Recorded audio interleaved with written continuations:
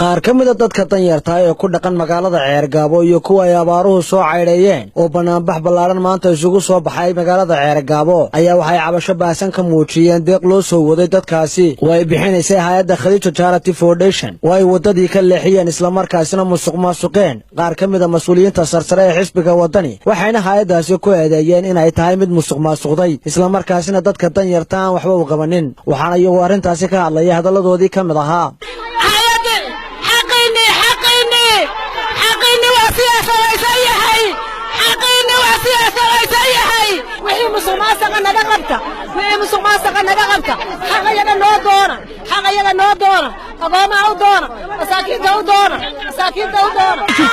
هو الجوري أنا حقيقة دي راديسة ولا جاب شيء يبقى طيرتا وهذا هو راديسة هو الجوري مرولبا بقى طيرتا حقيقة يلوى راديسة مبادئة أنا ما أنت هكذا هذلينا وادرين موشين تذكر دايرتا حقوق دولة لقط منايو أي درين كذا موشين أيه أنا جوا صادرتي هاي اللي خديجة فونديشن أو نتري مساكين تعيا وحسين أيه مساكين تعيا لحد ليا مساكين توعوها يا مساكين تصاغرت خديجة فونديشن ما وحلا جبنا أبورتو أما دتك الساسة مستوى تعدين كذي بالقديه وقوة يلا عيا ناس صادرت دتك مساكين تعطر صوتو كبعدنا وحنوش يا دتك مساكين تا إنه حقوق دولة مدح إسكاجتها جاي قدوميها حسب وطني إحنا قدوميها قلها وكيل لا عبد الرحمن عيرو إنه مدح إسكاجتها جاي من دكتور عضينيا وتجاي هاي خديجة فونديشن لما قبحضي هاي مسوق مسخرية هاي أنا هاي سمفل وأنا مساكين توعد جاينا هاي سياسة ضيسن توتجاي عبد الرحمن عيرو هاي ده كيري وحق قبل كيجا وكيلة ده هذا جامع حسن كيجا وكيلة عبد الرحمن عيرو وحنوش يا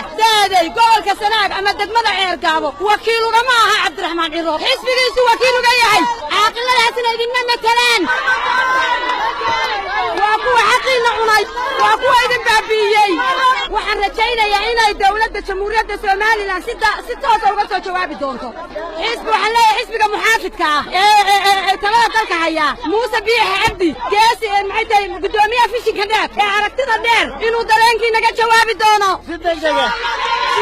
موسى إنو دادك مساكين تا كبين أبوتو أوي لا وحن دي سميني يا كاد دلشا وردلشا دموحاسا dhanka kale gudoomiyaha xisbiga wadani ee gobolka Sanaag Maxamed Xasan Jaamac Daadi waanu la xiriirnay si aan arinta wax uga weydiino ayaa gabi ahaanba iska fogeeyay eedeymahaasi loo soo jeediyay arinta ay ka hadlayso wax war iyo wacaalo aan ka haya ma jirto marka ciyaarihii kulmiyeen uu itaal darada ku muujinayay inuu dadka ururiyo oo meelaha xogaa lacag ku daadiyo lacag bixiyo lacag aan nafla meelaha ku caayo dadka halkaa jira waanu kala ceeb laanahay gobolkana waanu isnaqaanaa waa dad gobolaan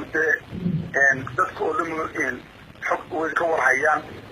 waa eedayntii kulmiyo kasii dabar go-ayo gobolka Sanaag unbay arrintaasi daaran tahay Barkhad Maxamuud Geedi Bulsho TV magaalada Ceergaabo.